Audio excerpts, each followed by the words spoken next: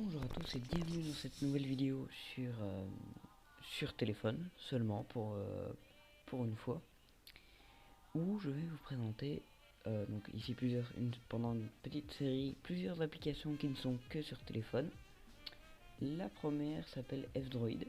Je sais que Guillaume Slash en avait parlé, mais du coup je voulais en parler aussi. Et en gros c'est une application qui n'a que d'autres applications qui sont open source. Donc la plupart des applications que je vais vous présenter viennent de ce répertoire. Donc en gros c'est un peu comme un Play Store, mais avec que des applications open source quoi. Un exemple tout simple c'est dans les jeux, c'est là que j'ai découvert Mindustry. Il suffit de cliquer sur install où il va le télécharger et puis après vous cliquez sur installer pour confirmer.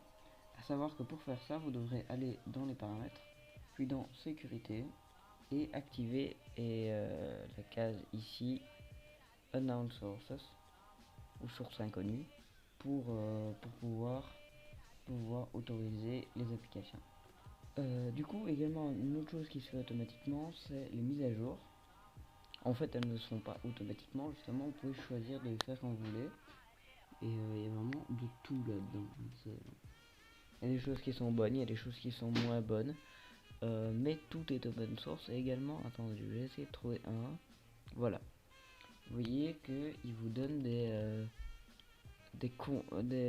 contres que de l'application. Par exemple, ici, l'application promeut des réseaux d'applications qui ne sont pas open source. Par exemple, il y a certains autres. Par exemple, je sais qu'il y a Aurora qui est à Play Store en fait.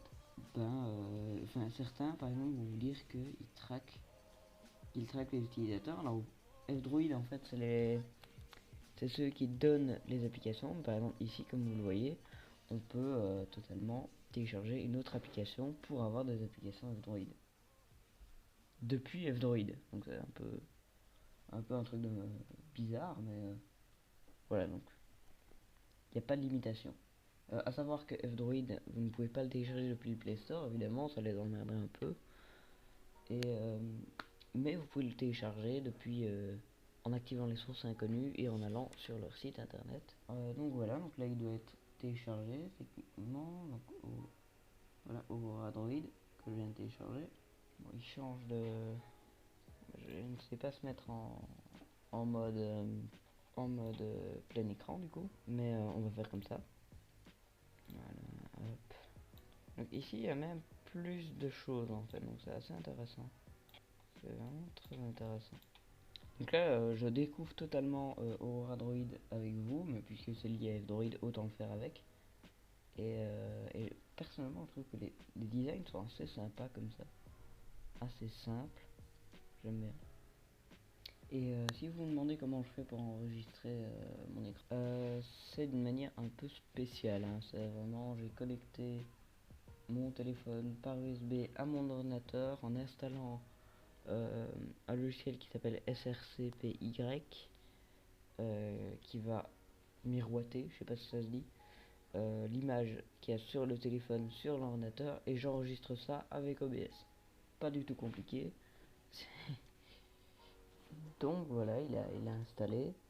Ça a quand même un design beaucoup plus stylé que F-Droid, il faut bien le dire. Donc je vais mettre à jour ça. On dirait vraiment le Play Store, hein, mais en mieux du coup. Ah, il met des applications reliées, c'est intéressant ça.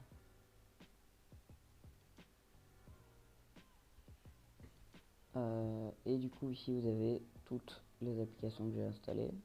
Vraiment des trucs très chouettes là-dessus. Bref, voilà. Donc maintenant vous en savez un peu plus sur F-Droid, etc. Et également du coup sur Aurora Droid, qui est un client de F-Droid du coup. Et, euh, et voilà, donc j'espère que cette vidéo vous aura plu. Et je vous dis à demain pour une prochaine vidéo. Ciao.